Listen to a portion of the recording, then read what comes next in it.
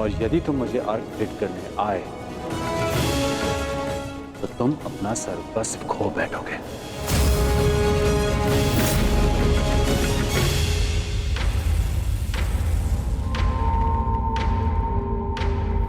हाँ पुत्र, मेरी विनती है तुमसे, कल प्रातःकाल तुम मुझे अर्घ देने मत आना। तो मैं तो आपको बचपन से अर्घ देते आया हूं। तो आज अचानक ऐसा क्या हो गया कि आप मुझे अर्घ देने से रोक रहे हैं? तुम्हारा वचन पुत्र, तुमने प्रतिज्ञा ली है सूर्य को अर्घ देते समय यदि कोई भी तुमसे कुछ भी मांगेगा तो वो तुम उसे दान में दे दोगे। कल का अर्घ तुम्हें कुछ ऐसा दान देने पर विवश कर देगा जिससे तुम मेरा दिया हुआ आशीर्वाद सदैव के लिए खो बैठोगे। देवराज इंद्र ने तुम्हें परास्त करने के लिए षड्यंत्र रचा है। वो कल प्रातःकाल तुमसे दान मांगने आएंगे और दान में वो तुमसे कवच और कुंडल मांगे। तुम्हें ज्ञात है पुत्र? मुझे ज्ञात नहीं, परंतु आपको चिंतित देख के आभास हो गया।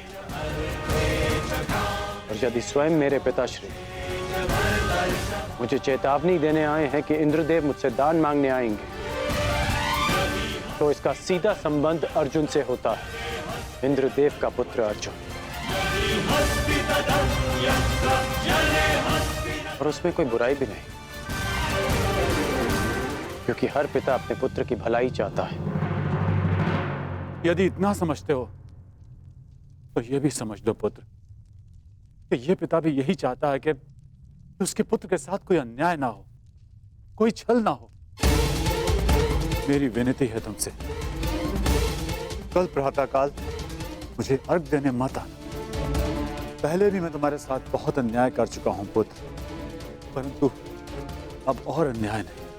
कहो पुत्र, अपने पिता की बात मानोगे? कल प्रातःकाल अर्घ देने नहीं आओगे ना? मुझे उत्तर दो पुत्र, मुझे उत्तर दो। प्रश्न उत्तर का समय नहीं बचा है। मनुष्य का कर्म उसके हर प्रश्न और उत्तर से बड़ा होता है। और अब आपके कर्म का समय हो गया है। अंधकार में डूबे समस्त संसार को आपको प्रकाश देना है। आप अपना कर्म और धर्म निभाइए और मैं अपना कर्म और धर्म निभाऊंगा। बस आपसे एक प्रार्थना है कि अब ये अन्याय मत होने दीजिएगा कि संसार कहे कि कर्ण ने अपने जन्मदाता को अपना धर्म करने से रोक दिया।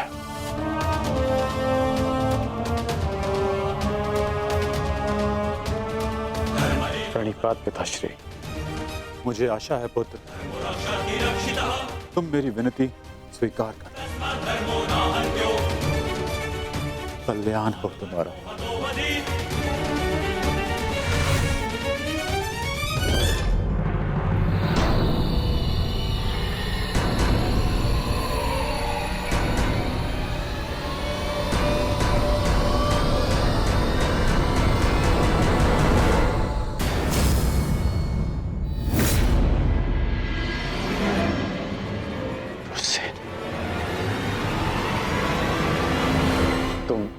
तुम यहाँ क्या कर रहे हो?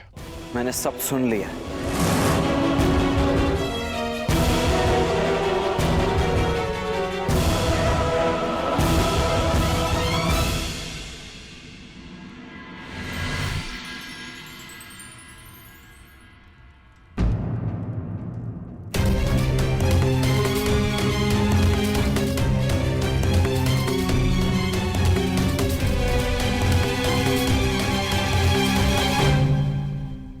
सूर्य नारायण, आप यहाँ? इस प्रकार यहाँ आने के लिए मैं आपसे क्षमा चाहता हूँ, परंतु पुत्र कर्ण पर बहुत बड़ा संकट आने वाला है। उसे सावधान करना होगा।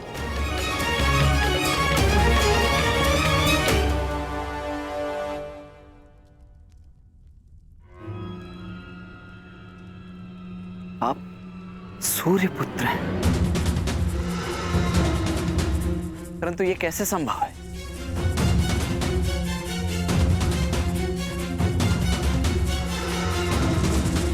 मेरे जन्म से पूर्व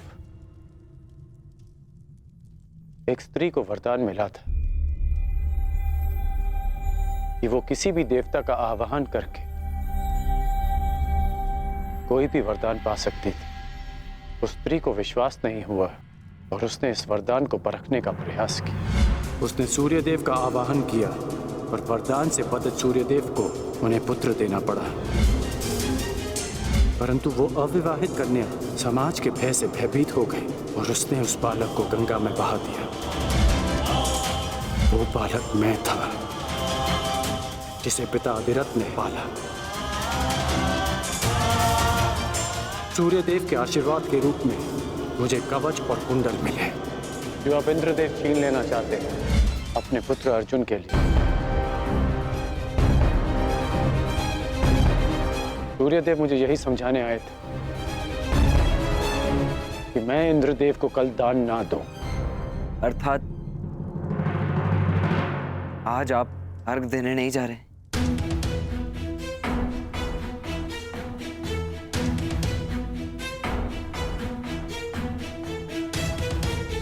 नहीं, मैं अवश्य जाऊंगा।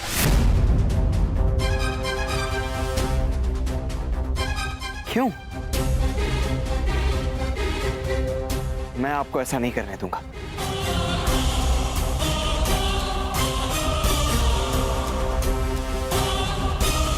मुझे क्यों नहीं जाना चाहिए?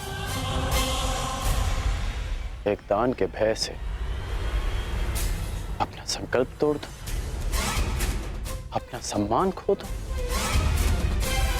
नहीं पुत्र, ये सूत पुत्र ऐसा कायर नहीं है। आप स्वयं के साथ ऐसा अन्याय कैसे होने दे सकते हैं पिताश्री? आप भली भांति जानते हैं आपके साथ छल होने जा रहा है। फिर भी वो सूर्यदेव जिन्होंने आपको अपना नाम कभी नहीं दिया, जिस पर आपका अधिकार था, वो सम्मान कभी नहीं दी, फिर भी आप उन सूर्यदेव के सम्मान के लिए इंद्रदेव के बिछाए जाल में फंसने जा रहे हैं। पिताश्री, ये कवच आपकी सबसे बड़ी सुरक्षा है और आप इसे इंद्रदेव को दान में दे देंगे। क्यों? कि बस सूर्यपुत्र होने के सम्मान के लिए? नहीं, एक सूत पुत्र होने के अभिमान के लिए।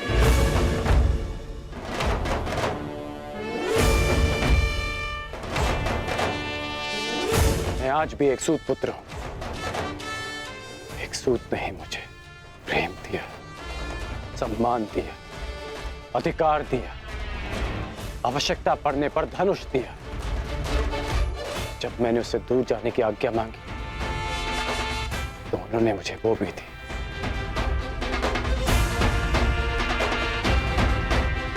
तुमने ठीक कहा पुत्र कि जिन सूर्यदेव ने मुझे मेरा नाम, मेरा सम्मान नहीं दिया, मैं उनके एक उपहार के लिए ऋणी क्यों रहूं? पुत्र, तुमने पूर्णतः अपने पिता को नहीं पहचाना। मैं अपनी सुरक्षा के लिए कवच और कुंडल पर निर्भर नहीं।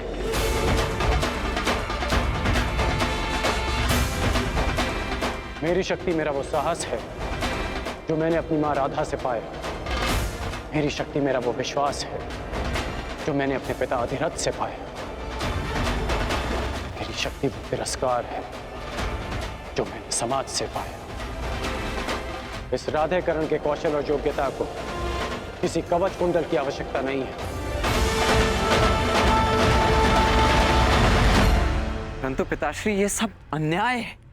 जो भी आपके साथ हो रहा है, ये सब अन्याय है। कदाचित ये अन्याय है, परंतु कोई और अन्याय करे, इसका अर्थ ये नहीं कि हम भी न्याय का पथ छोड़ दें। मैं अपना मार्ग चुन चुका हूं। यदि तुम्हारे मन में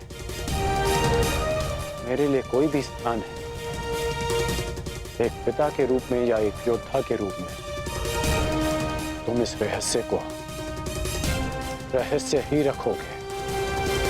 तुम्हें मेरी सौगंध है। वचन दो मुझे, पिताश्री वो वचन दो मुझे वृषसेन।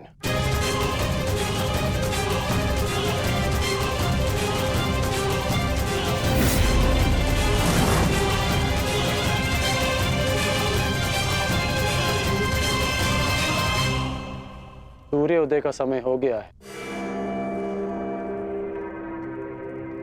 और मेरे अर्घ देने का भी।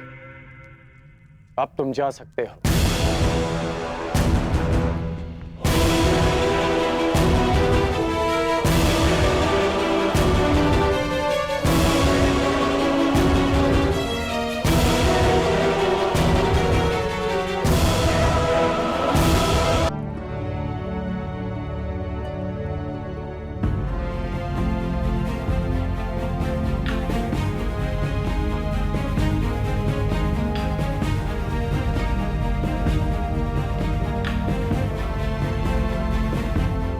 क्या हुआ माता? समय हो गया है, परंतु अभी तक सूर्यदेव उदित नहीं हुए। क्योंकि कदाचित ये उदय होने का उचित समय नहीं है पार्थ। मैं समझा नहीं माता। सूर्यदेव का उदित होना अनिवार्य है, प्रकृति का नियम है। भला इसके विरुद्ध कौन जा सकता है?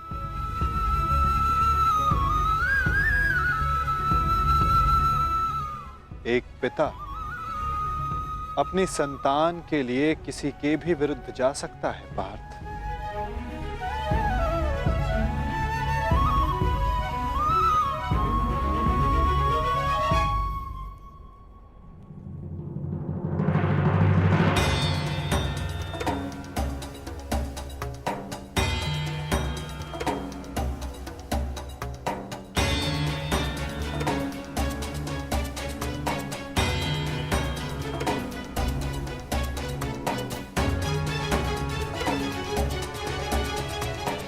रानीपात वासुदेव।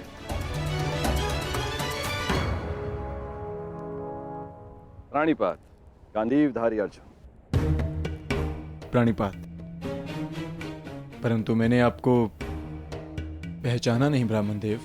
महान व्यक्ति के पास समय ही कहां होता है किसी और से परिचित होने के लिए, परंतु महान व्यक्ति से समस्त संसार परिचित रहता है।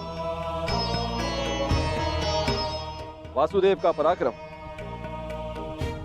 और अर्जुन के शौर्य से ऐसा कौन है इस संसार में जो परिचित ना हो।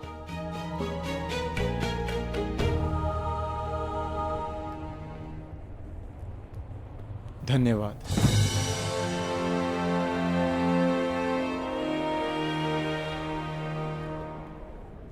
मेरा आशीर्वाद है अर्जुन, इस महाभारत के युद्ध में तुम्हारी विजय निश्चित है। तुम अपने शौर्य से अपने शत्रु पर विजय प्राप्त करो।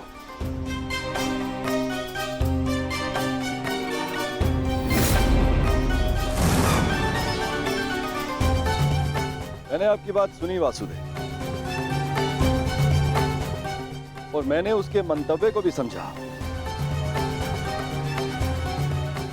परंतु सूर्यदेव केवल एक पिता ही नहीं, वो इस समस्त संसार को ऊर्जा भी देते हैं। किसी भी स्थिति में उन्हें अपना कार्य पूर्ण करना ही होगा। सूर्य उदय होना अनिवार्य है, यह प्रकृति का नियम है। अवश्य, परंतु इन नियमों के बंधन में सभी आते हैं ब्राह्मण देव। सूर्य देव पर भी, मुझ पर भी, और आप भी। नियति चाहे प्रकृति की हो, चाहे देवताओं की हो, या फिर मनुष्य की, परंतु उसे समझ पाना बहुत कठिन कार्य है। आपको स्मरण करवा देता हूं ब्राह्मण देव, मनुष्य को दुर्बल समझना देवताओं के लिए घातक सिद्ध हो सकता है। ऐसा कोई विघ्न नहीं जो एक दृढ़ निश्चयी मनुष्य का मार्ग रोक सके। यदि मनुष्य चाहे तो वो पर्वतों का स्थान भी बदल सकता है। मैं मनुष्य की नियति और निश्चय को कम नहीं आंक रहा वासुदेव, परंतु किसमें कितना बल है ये तो केवल परीक्षा से ही सिद्ध होगा। कभी कभी परीक्षा में परीक्षार्थी नहीं, परीक्षा लेने वाला भी असफल हो जाता है ब्राह्मण देव।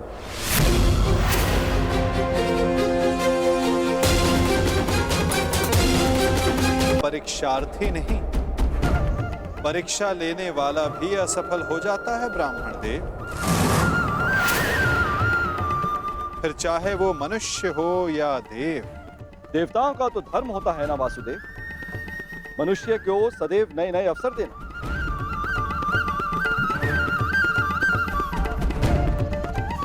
उचित कहा आपने ब्राह्मण देव, परंतु अवसर में यदि छल और भेदभाव आ जाए तो वो अवसर नहीं होता।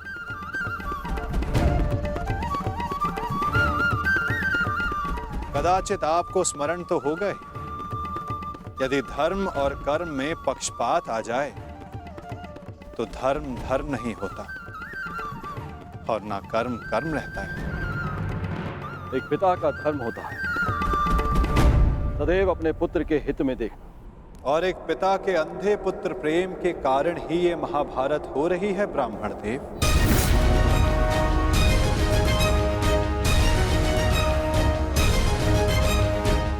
मुझे पिता से कोई लेना देना नहीं। देखना यह है कि क्या एक पुत्र अपना धर्म निभा पाता है या नहीं।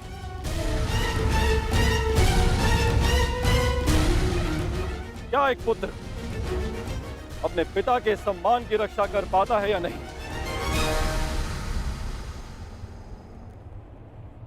आज्ञा दें वासुदेव, मेरा प्रस्थान करने का समय हो चला है। प्राणीपात।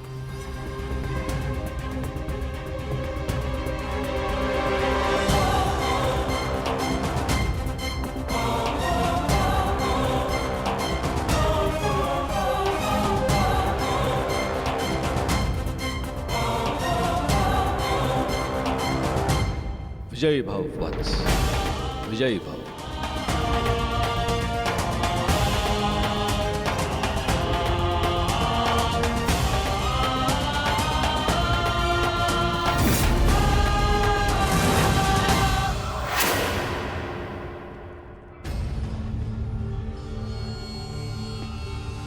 रुक जाइए पिताश्री।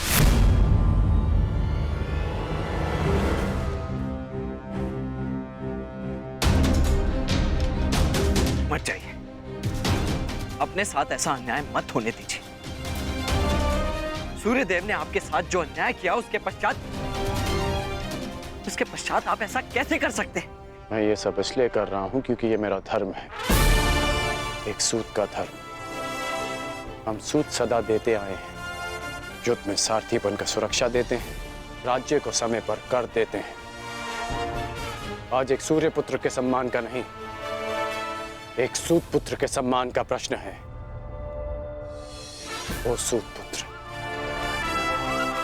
जिसने दान में मांगी हर वस्तु देने का वचन दिया है,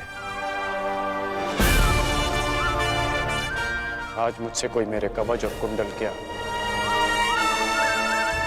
प्राण भी मांगेगा तो मैं दे दूंगा।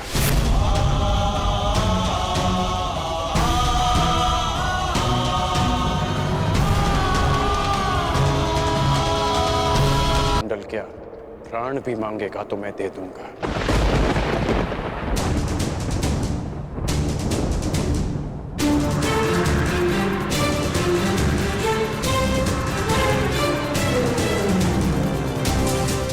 नहीं पिताश्री, मैं आपको ऐसा नहीं करने दूंगा, चाहे कुछ भी हो जाए।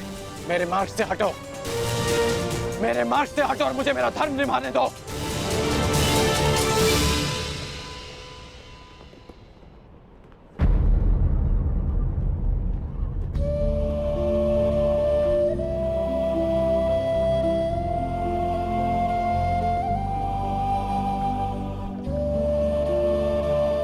कदाचित कदाचित स्वयं को सूत पुत्र सिद्ध करने का यही मार्ग है कि मैं सूर्य से मिले इस आशीर्वाद को स्वयं से सदा के लिए दूर कर दूं।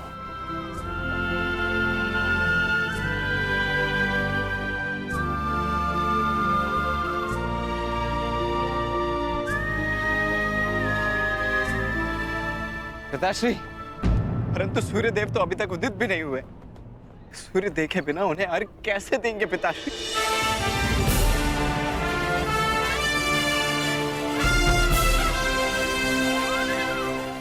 सूर्य उदय होगा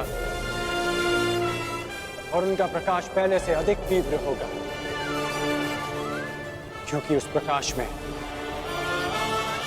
उनके पश्चाताप और खेत की ज्वाला सम्मिलित होगी।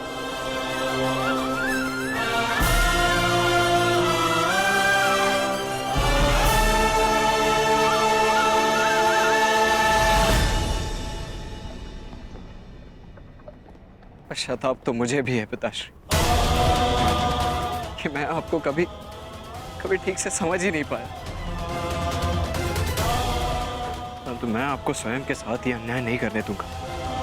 केवल एक ही व्यक्ति है जो इस अन्याय को होने से रोक सकता है। हाँ।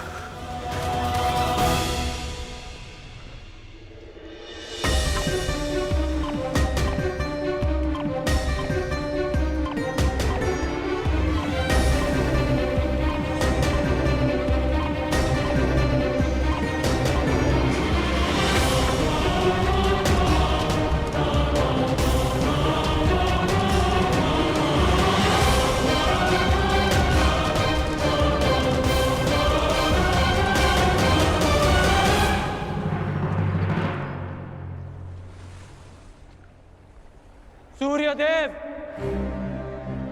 ये एक पिता का धर्म होता है कि वो अपने पुत्र को उचित मार्ग दिखाए। क्या अब एक पुत्र अपने पिता को मार्ग दिखाएगा? अपने पुत्र मोह में अपने कर्तव्य से मुंह मत मोड़िए। प्रकट होइए सूर्यदेव, प्रकट होइए सूर्यदेव, प्रकट होइए सूर्यदेव, प्रकट होइए सूर्यदेव, प्रकट होइए।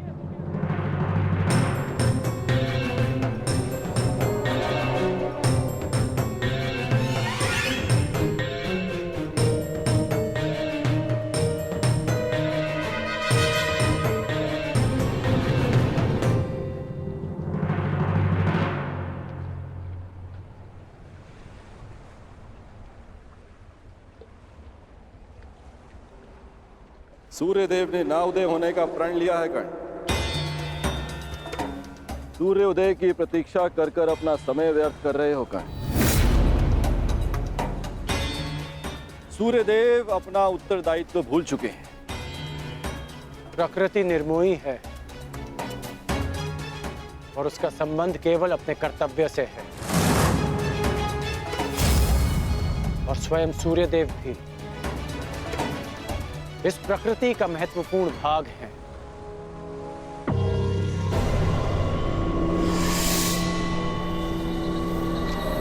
उन्हें आना होगा और आप जिस उद्देश्य से आए हैं, जिस दान की अपेक्षा से आए हैं, वो दान आपको अवश्य मिलेगा। इंद्रदेव,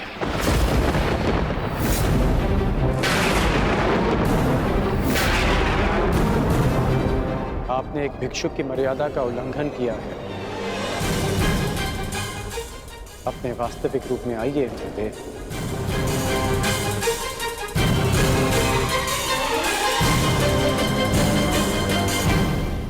इसका अर्थ है कि सूर्यदेव ने तुम्हें पहले ही मेरे मंतव्य से अवगत करा दिया।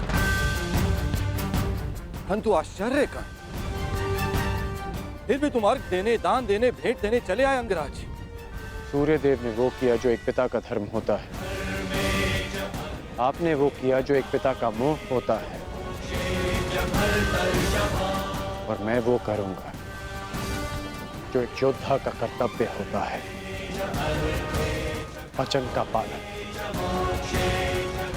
और जब देवराज स्वयं भिक्षुक बनकर दान मांगने आए हैं, तो इस राधे के लिए इससे अधिक गर्व की बात और क्या हो सकती है? अद्भुत। बहुत अधिक आत्मविश्वास है तुम्हें तुम पर, परंतु ज्ञात रहे अति आत्मविश्वास नाश का कारण बन जाता है। विश्वास तो आप खो बैठे हैं कि जब तक मेरे पास कवच और कुंडल है, आपका पुत्र अर्जुन मुझे परास्त नहीं कर पाएगा। मेरे लिए यह गर्व की बात है कि अर्जुन मेरा सामना तब करेगा जब मेरे पास कोई सुरक्षा नहीं होगी। तभी मेरा वास्तविक कौशल उसके समक्ष आएगा। बहुत अहंकार है तुम्हें स्वयं पर अंगराज। भला मुझे किस बात का अहंकार होगा? कवच और कुंडल का? ये तो एक पुत्र को उसके पिता की ओर से एक सामान्य उपहार है। मेरा अभिमान, मेरा पराक्रम और कौशल है, जिसे अब आप भी देखेंगे और आपका पुत्र भी। मैं अपना कवच और कुंडल आपको प्रसन्नता से भेंट कर दूंगा, क्योंकि युद्ध में बने रहने के लिए मुझे इनकी आवश्यकता नहीं है। उसके लिए मेरा पराक्रम और मेरे गुरु का प्रशिक्षण ही पर्याप्त है। परंतु आपको दान लेने के लिए एक ब्राह्मण का रूप धारण करने की आवश्यकता नहीं थी। आपको देवराज होने की मर्यादा में रहना चाहिए था। मानता हूं कि मैंने पुत्र मोह में ऐसा किया, परंतु पुत्र मोह का अपराधी केवल मैं ही नहीं, कोई और भी है जो अपने कर्तव्य मार्ग से टिक रहा है। कदाचित तुम्हारे पिता आज उदय ना होकर तुम्हें दान नहीं करने देना चाहते। दान का वचन मेरा है, जिसे मैं पूर्ण करूंगा। और उदय होना सूर्य देव का धर्म है। जब पुत्र अपना कर्तव्य निभा रहा है, तो एक पिता को भी अपना धर्म निभाना होगा। सूर्य देव को उदित होना होगा।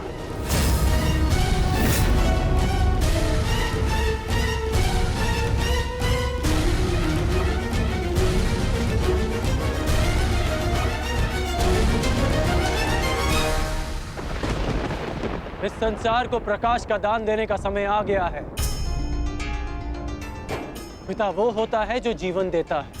आप केवल कर्ण के पिता नहीं, इस जगत के पिता हैं। क्योंकि यह जगत आपके प्रकाश और ऊर्जा से जीवन पाता है। फिर आप ऐसा कैसे कर सकते हैं कि अपने एक पुत्र के हित के लिए अपनी सारी संतानों के प्रति आप अपना उत्तरदायित्व भूल जाएंगे? मैं जानता हूं कि आप केवल मेरी रक्षा करना चाहते हैं, परंतु स्मरण रहे सूर्यदेव कि एक श्रेष्ठ पिता वो नहीं होता जो अपने पुत्र के समक्ष ढाल बनकर खड़ा रहे, बल्कि एक श्रेष्ठ पिता वो होता है कि जो संसार के दिए घावों का सामना करने में अपने पुत्र को सक्षम बना।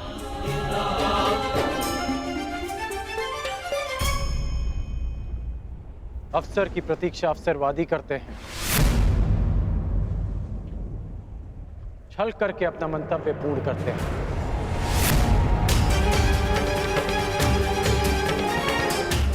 परंतु वीर हर पल को अवसर बना देता है।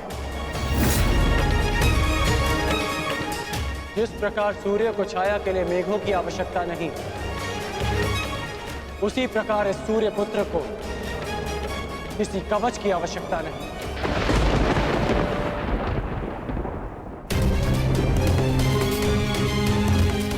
आपने अपना कर्म किया, अब मुझे मेरा धर्म निभाने दीजिए।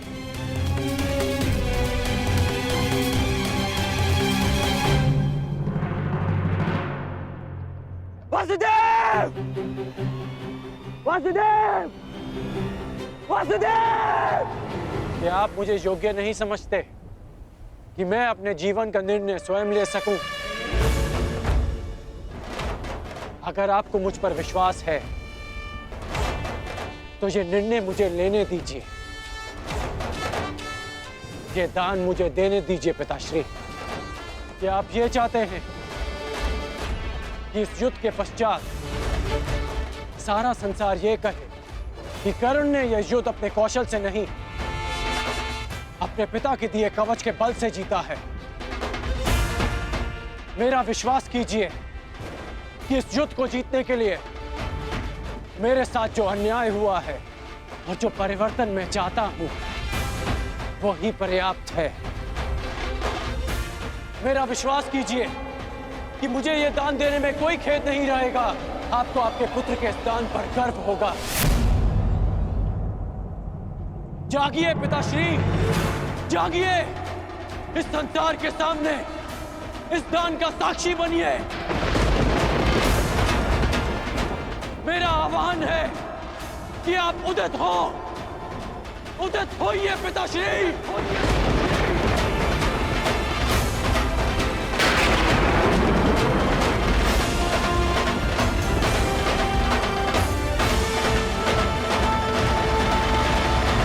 मेरा आह्वान है कि आप उदित हो, उदित होइए पिताश्री।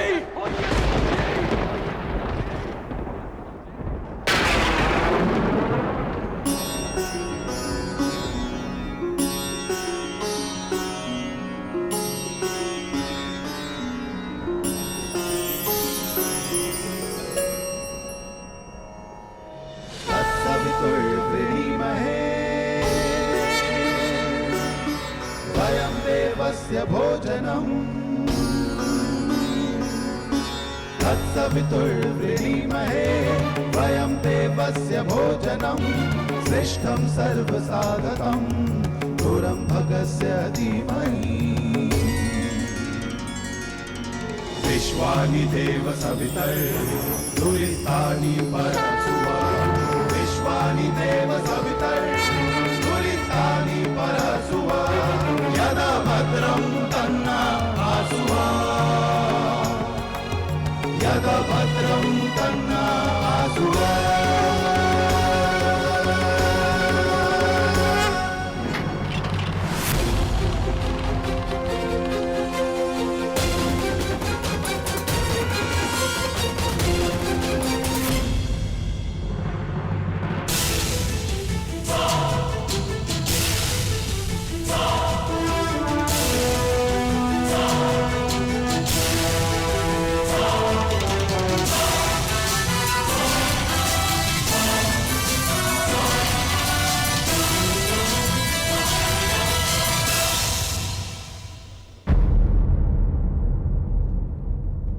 वासुदेव!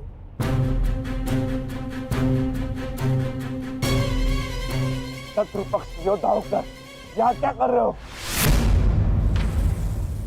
मैं तुम्हें अभी यहीं समाप्त कर दूंगा। शांत विकोदर।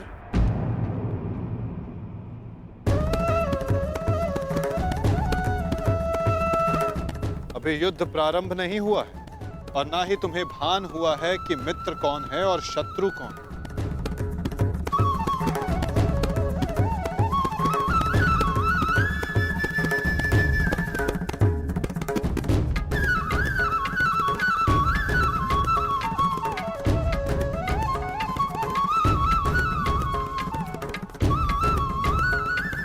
मेरे साथ आओ वृषसेन।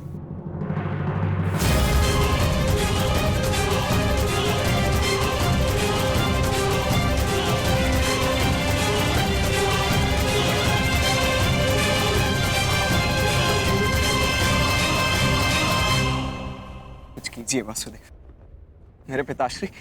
मुझे सब ज्ञात है वत्स। अभी कुछ क्षण पूर्व इंद्रदेव मुझसे भेंट करके गए हैं। फिर भी आपने ऐसा होने दिया क्यों? माधव, इसका अर्थ वो ब्राह्मण स्वयं इंद्रदेव थे?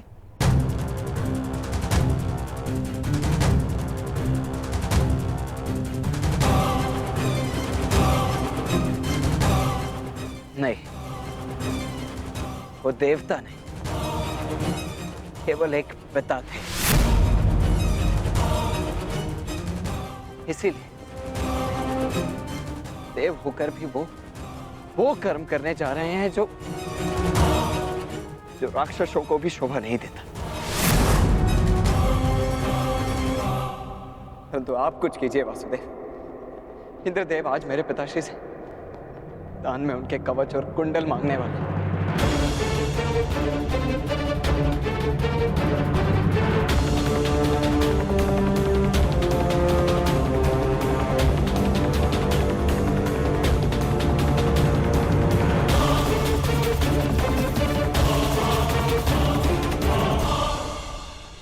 मेरे पिताश्री को ऐसा करने से रोक लीजिए,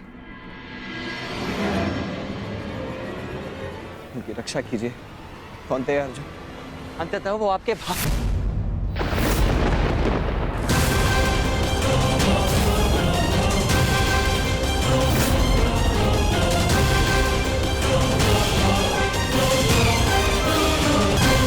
के भयंकर और एकमात्र प्रतिद्वंदी।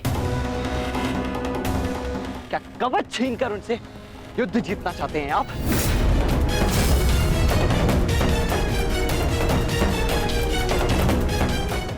परंतु आपसे क्यों बात कर रहा हूं? आप ही के कारण तो ये सब हो रहा है।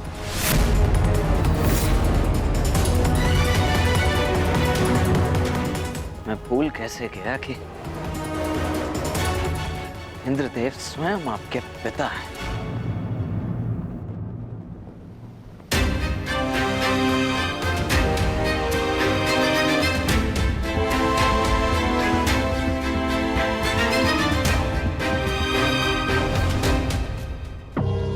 अवश्य आपने ही उन्हें ऐसा करने के लिए कहा होगा, ताकि आप द्वंद्व में मेरे पिता को परास्त कर सकें। सावधान वृक्षसेन, तुम्हें आभास भी नहीं है कि तुम किसका अपमान कर रहे हो।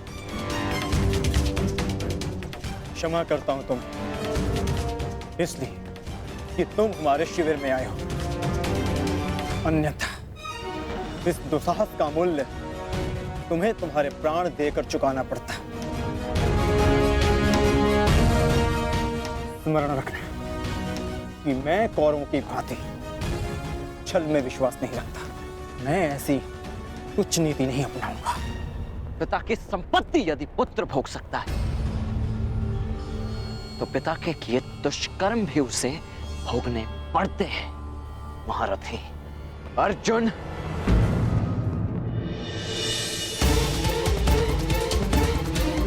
ये उचित नहीं हो रहा है माता। देवराज को ऐसा नहीं करना चाहिए था। मुझे इसी क्षण पिताश्री को रोकना होगा।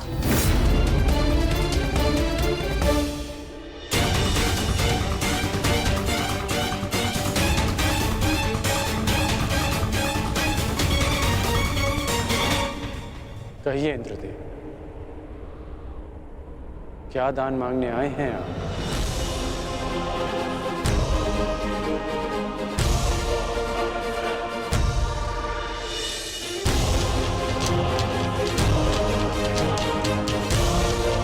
क्या हुआ? यदि आप याचक बनकर आ ही गए तो दान मांगने में संकोच कैसा? कहिए, क्या इच्छा है आपकी? ए दानवीर कर्ण, मैं दान में तुम्हारे कवच और कुंडल मांगता हूं।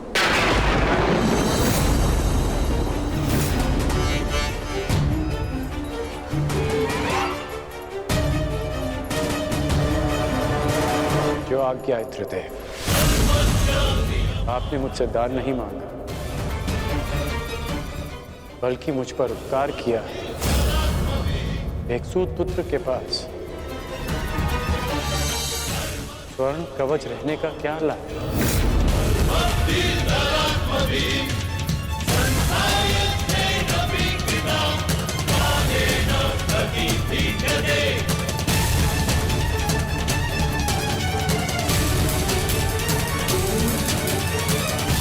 मैं आपका दान पूर्ण करने का वचन देता हूं।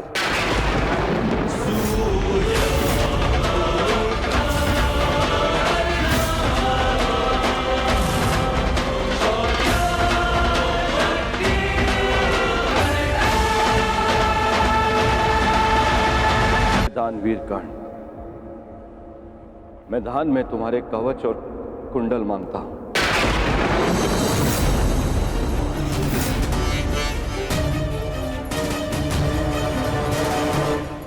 जो आज्ञा इंद्रदेव। आपने मुझसे दान नहीं मांगा, बल्कि मुझ पर उपकार किया है। एक सूत पुत्र के पास स्वर्ण कवच रहने का क्या लाभ?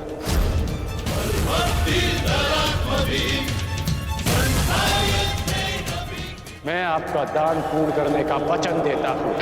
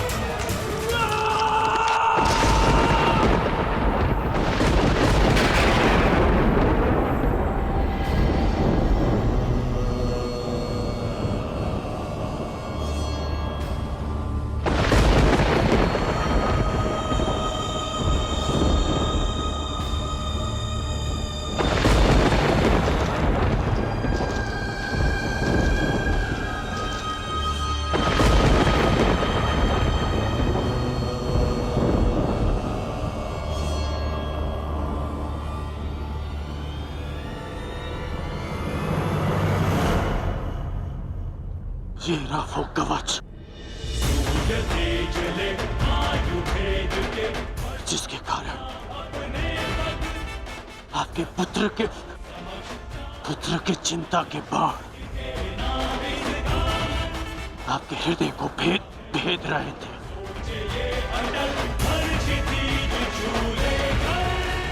दान स्वीकारिए इंद्रदेव।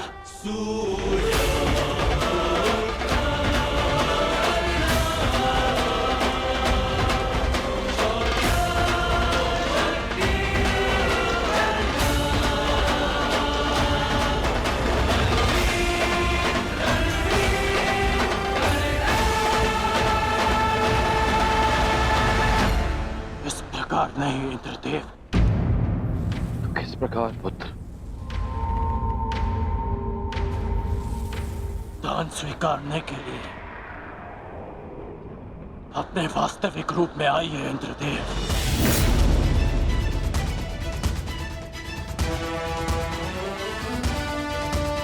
ये आपके पुत्र और विलक्षण योद्धा के सम्मान के लिए कह रहा हूं मैं। उस माता के सम्मान के लिए कह रहा हूं जिसने अर्जुन जैसे योद्धा को जन्म दिया। दान में पुण्य का फल होता है। इसे जल का भाग मत बनाइए। अपने वास्तविक रूप में आइए। आइए इंद्रदेव अपने वास्तविक रूप में।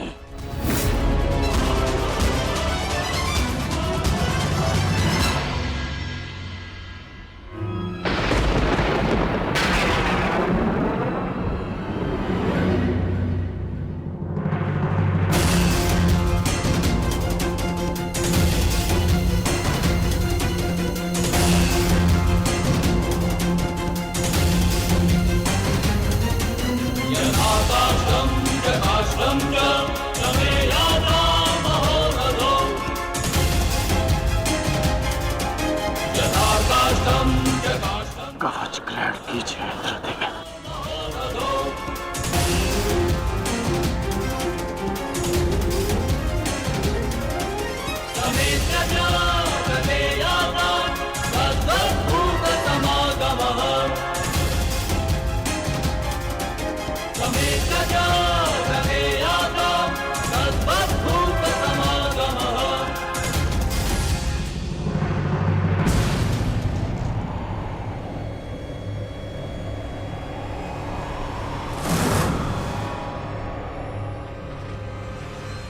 ये आपने क्या अनर्थ कर दिया पिताश्री।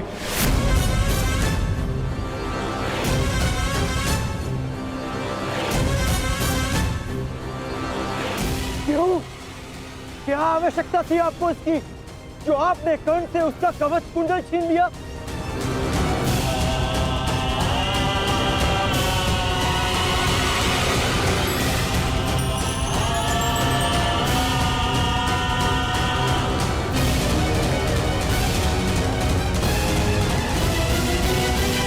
मैंने तो केवल नियति के न्याय का पालन किया, एक पिता धर्म का पालन किया।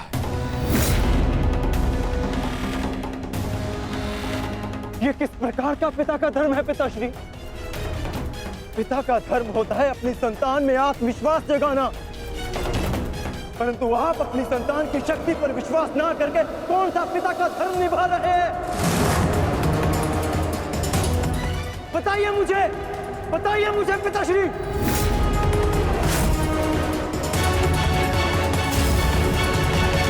अर्जुन, मैं तो केवल तुम दोनों के बीच होने वाले युद्ध में शक्ति का संतुलन बना रहा था।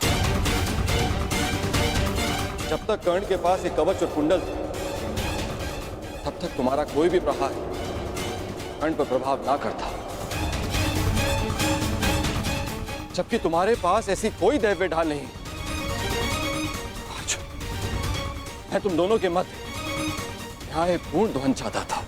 न्याय नहीं, छल किया है आपने पिताश्री। छल करके आपने कर्ण से दान में उसकी ढाल मांग ली। महान बनने के लिए मित्रों की आवश्यकता होती है और उससे भी अधिक महान बनने के लिए प्रबल शत्रुओं की। परंतु आपने तो मेरे शत्रु को निर्बल बनाकर मेरा मान ही कम कर दिया। मुझे आपसे ऐसी आशा नहीं थी पिताश्री। पहले एकलव्य के साथ अन्याय, उसका अंगूठा छीन कर उसे भान संधान करने के लायक नहीं छोड़ा आचार्य द्रोण ने, और अब आपने अंगराज से उसका कवच छीन लिया। क्यों? क्या आपको मेरी शक्ति पर इतना भी विश्वास नहीं था जो आपने इतना बड़ा छल किया पिताश्री?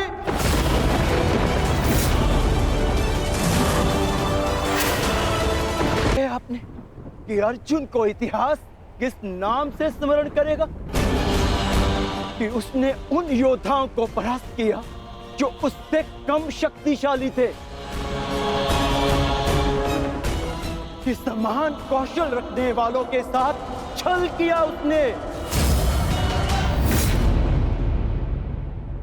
मैंने इस महायुद्ध में कर्ण को परास्त करने का वचन दिया था, परंतु मेरे लिए मेरी सबसे बड़ी विजय को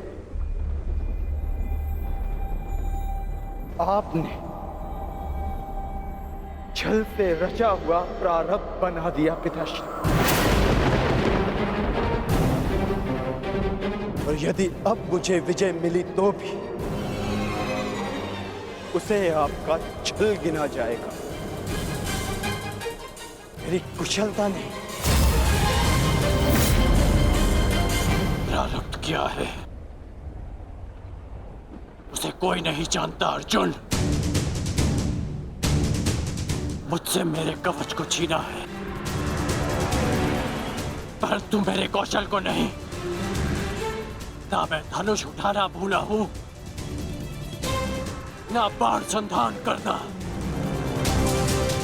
तुम्हें जिस द्वंद की अपेक्षा है वो द्वंद तुम्हें अवश्य मिलेगा।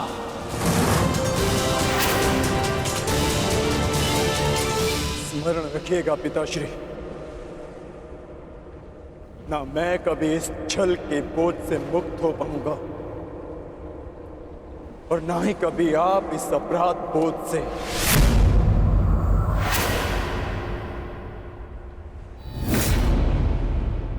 तुमने सत्य कहा पुत्र अर्जुन, ये जानते हुए भी कि मैं कौन, मेरी मंशा क्या है, किस अपेक्षा से यहां आया हूं। कर्ण ने मुझे अपने कवच और कुंडल दान कर दिए। इस दान से तुमने आत्मविश्वास का एक अद्भुत उदाहरण, एक महान परिभाषा प्रस्तुत की है। मैं देवराज ये घोषणा करता हूं, तुम्हारा ये बलिदान इस युद्ध का सबसे महान, सबसे उच्च बलिदान सिद्ध होगा। समस्त संसार में तुम महादानवीर कर्ण के नाम से प्रसिद्ध होगे।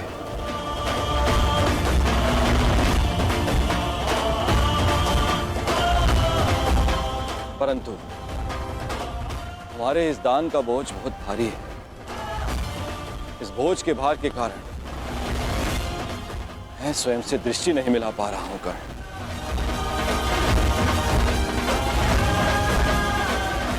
इसे हल्का कर दो कर्ण।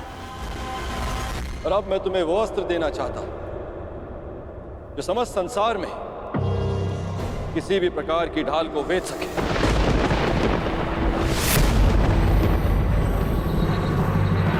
आप मेरे दान का उपहास उड़ा रहे हैं इंद्रदेव। ये एक दान था, कोई व्यापार नहीं। यदि आप कवच कुंडल के स्थान पर मेरे प्राण भी मांगते तो मैं प्रसन्नता से दे देता। मैं एक सूत पुत्र हूं और मेरे पिता ने मुझे सदा देना सिखाया है। लेना नहीं।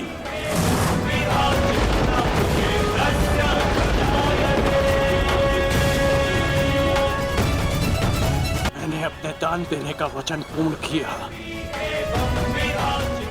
मेरे लिए यही पर्याप्त है। मुझे आपसे कुछ नहीं चाहिए। यदि तुमने मुझसे कुछ नहीं मांगा तो देवराज होने के नाते इस सृष्टि में मैं अपना सम्मान खो बैठूं। यदि मैंने तुम्हें कुछ नहीं दिया तो मैं स्वयं को कभी क्षमा ना कर पाऊंगा। मैंने दान के रूप में तुमसे तुम्हारी ढाल छीन ली। मांगो, मांगो जो वरदान मांगना है मुझसे।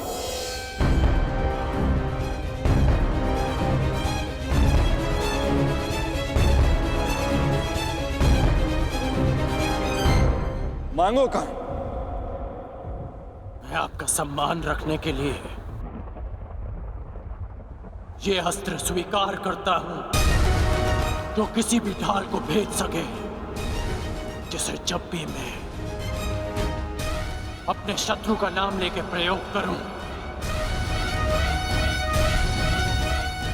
तो उसका अंत निश्चित हो।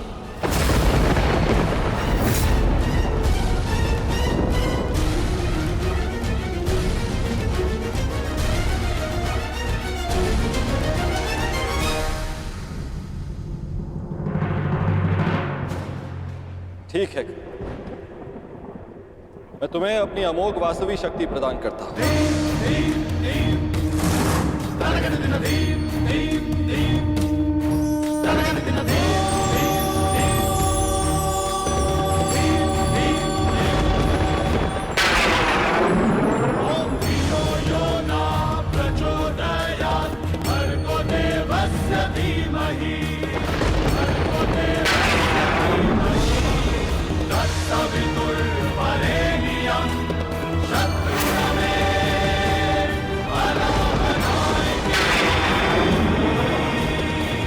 इस शक्ति को जिसका नाम लेकर संधान करोगे वो अवश्य मृत्यु को प्राप्त होगा, किंतु स्मरण रहे इस शक्ति का प्रयोग तुम केवल एक ही बार कर पाओगे, मेरा मान रखने के लिए। तुम्हारा धन्यवाद है दानवीर कर्ण।